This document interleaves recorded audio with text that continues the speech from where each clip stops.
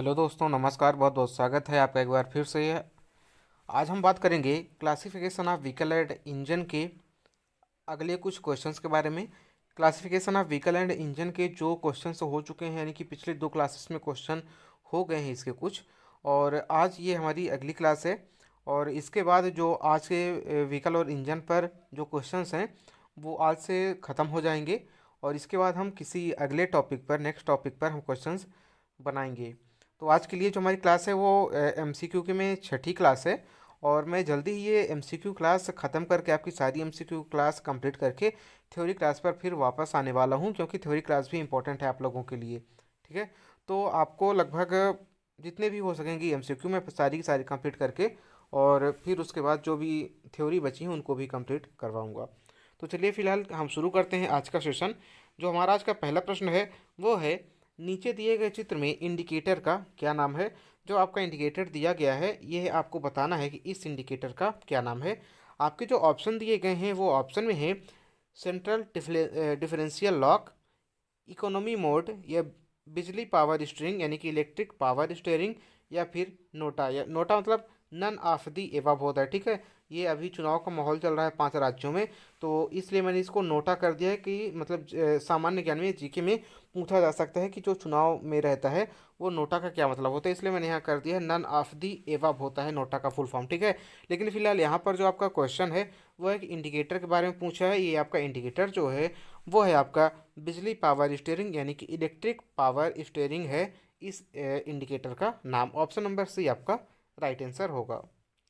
इसके आगे हम अगला क्वेश्चन देखते हैं।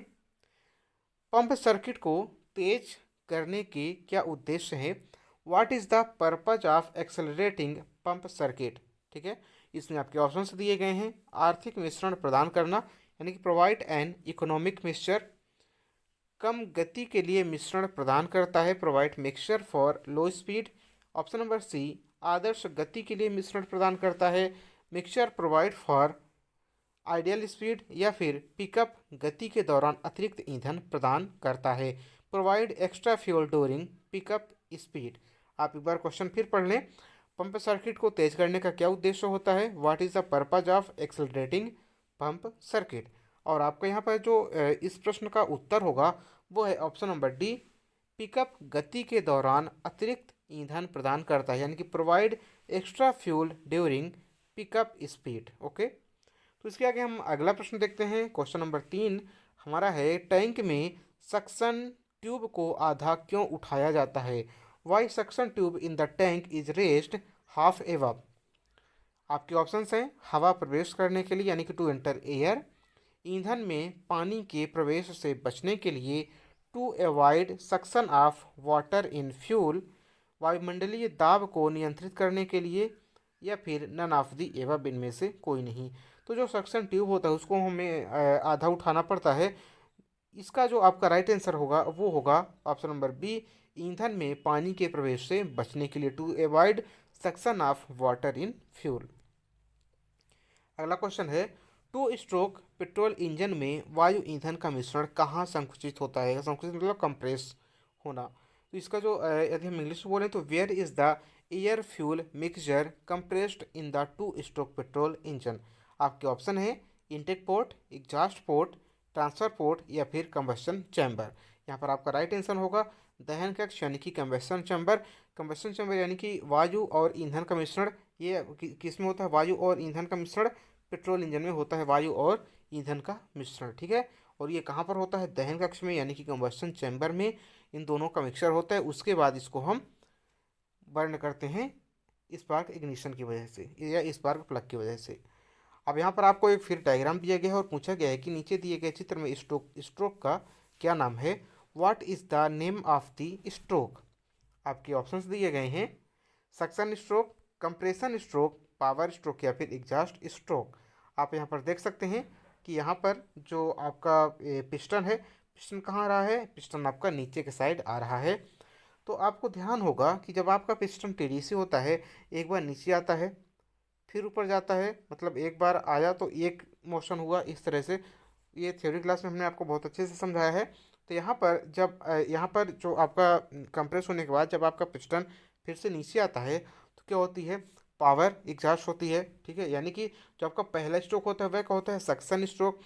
फिर सक्शन के बाद यानी कि जब फ्यूल और एयर को इंजन के द्वारा सक कर लिया जाता है, एंटर कर लिया जाता है, उसके बाद क्या होती है, जो फ्यूल है वो कंप्रेस होता है, उसके बाद बर्न होके पावर स्ट्रोक। तो पावर स्ट्रोक कब होता है, तीसरे स्टेज में होता है, ठीक है। तो यहाँ पर आपका राइट आंसर होगा पावर स्ट्रोक, जहाँ पर पावर जनरेट होती है।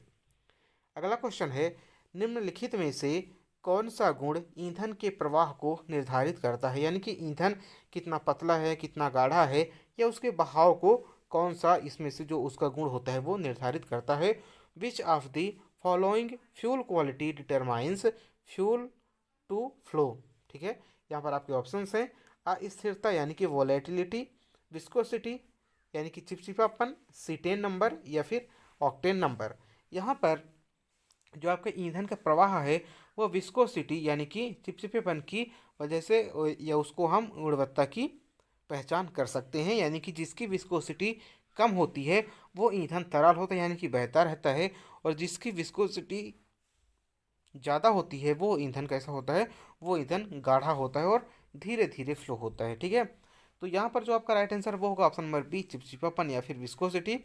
यहाँ पर जो ऑक्टेन नंबर है इससे हम किसकी, पेट्रोल की, जो पेट्रोल ईंधन होता है पेट्रोल की ऑक्टेन नंबर से गुणवत्ता का पता लगाते हैं, और सीटेन नंबर से हम किसकी, डीजल की गुणवत्ता का पता लगाते हैं। इसके आगे अगला क्वेश्चन है, भारत का कौन सा संघ कम प्रदूषण में महत्वपूर्ण भूमिका निभा रहा है, यानी कि प्रदूषण को कम करने में कौन सा जो महत्वपूर्ण यहाँ पर है एसोसिएशन या इंस्टीट्यूट, वो कौन सा है। Which association of India is playing crucial role in less pollution. Option है आपके, ऑप्शन नंबर ए है ऑटोमोटिव एसोसिएशन ऑफ इंडिया यानी कि AAI, ठीक है। तो AAI क्या है, AAI automotive association of India. AAI का एक और मतलब होता है एयरपोर्ट अथॉरिटी ऑफ इंडिया। तो आप इसका थोड़ा जो फुल फॉर्म होते हैं उसको भी ध्यान रखिएगा। AAI का एक मतलब एयरपोर्ट अथॉरिटी ऑफ इंडिया, लेकिन यहाँ पर ऑटोमोटिव एसोसिएशन ऑफ इंडिया। दूसरा ऑप्शन है ऑटोमोटिव इंडस्ट्री एसोसिएशन। तीसरा ऑप्शन है ऑटोमोबाइल एसोसिएशन ऑफ इंडिया। और आपका लास्ट आंसर है automotive research association of India. और जो प्रदूषण को कम करने में महत्वपूर्ण भूमिका निभा रहा है वो आपका यही ये एसोसिएशन है, automotive research association of India. यानी कि आपका जो राइट आंसर है वो होगा ऑप्शन नंबर डी। अगला प्रश्न है, किस इंजन में ईंधन इंजेक्शन पंप है, ठीक है। यानी कि ये इंजेक्शन पंप यानी कि किस इंजन में हम इंजेक्शन के द्वारा, ठीक है, इंजेक्ट करते हैं, फ्यूल को इंजेक्ट करते हैं, वो कौन सा इंजन है। Which engine has fuel injection pump. आपके ऑप्शंस हैं पेट्रोल इंजन, डीजल इंजन, भाप इंजन यानी कि स्टीम इंजन, या टरबाइन इंजन। तो यहाँ पर जो आपका इंजेक्शन है वो किस में लगा हुआ होता है, डीजल इंजन में। आपका option number B is right answer. इसके आगे अगला प्रश्न है, कार को उठाने के लिए किस उपकरण का प्रयोग करते हैं। Which equipment is used to lift a car. आपके ऑप्शंस हैं arbor press, hydraulic valve, hydraulic hoist, या फिर हाइड्रोलिक प्रेस। एक बार क्वेश्चन फिर पढ़िए, कार को उठाने के लिए किस उपकरण का प्रयोग करते हैं। तो कार को उठाने के लिए हम हाइड्रोलिक होस्ट का उपयोग करते हैं, यानी कि जो आपका राइट आंसर है वो option number C is right answer, hydraulic hoist. अगला क्वेश्चन है, कार्बोरेटर में निडल वाल्व का क्या उद्देश्य है। What is the purpose of needle valve in carburettor. आपके ऑप्शंस हैं ईंधन का दबाव कम करना यानी कि डिक्रीज द फ्यूल प्रेशर, ईंधन की अतिरिक्त आपूर्ति करना, एक्सेस सप्लाई ऑफ फ्यूल, ईंधन का हमेशा सही स्तर रखना, always hold correct level of fuel, या फिर इंजन के वायु प्रवाह को नियंत्रित करना, control the air flow of the engine. यहाँ पर जो किसमें पूछा है, कार्बोरेटर में निडल वाल्व का क्या उद्देश्य होता है। यहाँ पर आपका राइट आंसर होगा ऑप्शन नंबर सी, हमेशा ईंधन का सही स्तर रखना। यानी कि जो कार्बोरेटर में निडल वाल्व होती है उसका क्या पर्पज होता है, ईंधन का जो सही स्तर होता है वो हमेशा बनाए रखना, यानी कि always hold correct level of fuel. इसके आगे अगला क्वेश्चन से, निम्नलिखित में से कौन सा ईंधन गुणवत्ता वाष्पित करने के लिए निर्धारित करता है। Which of the following fuel quality determines the evaporates. यानी कि ऐसे कौन से इसमें आपका क्वेश्चन या कौन सी प्रॉपर्टी है जो ईंधन को क्या करती है, वाष्पित करने का काम करती है, या वाष्पन का उसका गुण दिखाती है। आपके ऑप्शन हैं अस्थिरता, वोलेटिलिटी, चिपचिपापन, विस्कोसिटी, सीटेन नंबर या फिर ऑक्टेन नंबर। यहाँ पर जो आपका राइट आंसर होगा वो होगा अस्थिरता, यानी कि वोलेटिलिटी जो है वो आपकी ईंधन गुणवत्ता को वाष्पित करने के लिए निर्धारित करता है। अगर आपको मान लीजिए कि सीधे सीधे नहीं पता है तो आप इस तरह से भी पता कर सकते हैं, क्योंकि चिपचिपापन जो होता है वो किसके लिए होता है, चिपचिपापन ये आपका होता है फ्लो के लिए, और जो सीटेन नंबर होता है ये आपका डीजल इंजन के लिए होता है, और आपका जो ऑक्टेन नंबर होता है वो आपका पेट्रोल इंजन के लिए होता है। तो यहाँ पर गुणवत्ता वाष्प कौन सा है, तो ये तो तीनों होंगे नहीं, फिलहाल ऑप्शन में यही राइट आंसर है। ठीक है, तो अगला हमारा प्रश्न है, नीचे दिए गए चित्र में इंडिकेटर का क्या नाम है। इंडिकेटर आपके दिए गए हैं, इसमें आपका बताना है। इसमें आपका जो ऑप्शन है वो सेंट्रल डिफरेंशियल लॉक, दूसरा है प्रॉक्सिमिटी सेंटर, इकोनॉमी मोड, या फिर इलेक्ट्रिक पावर स्टीयरिंग।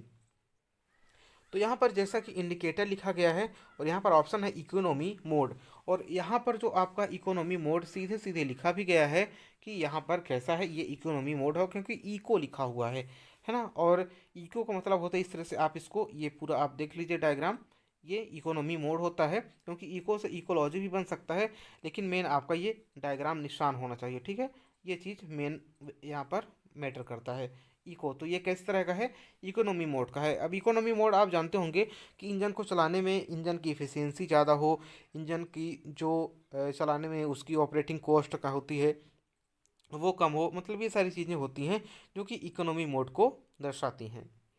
हमारा अगला प्रश्न है, टीडीसी पर पिस्टन के ऊपर के स्थान का आयतन क्या कहलाता है।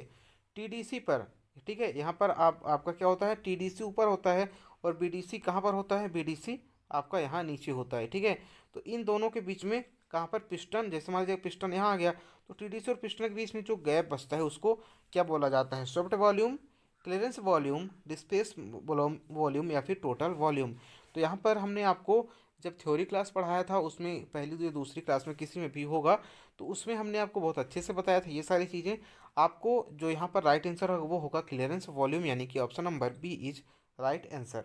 ठीक है, तो दोस्तों आज के लिए इतने ही क्वेश्चंस थे, 13 क्वेश्चन थे आज के लिए सिर्फ।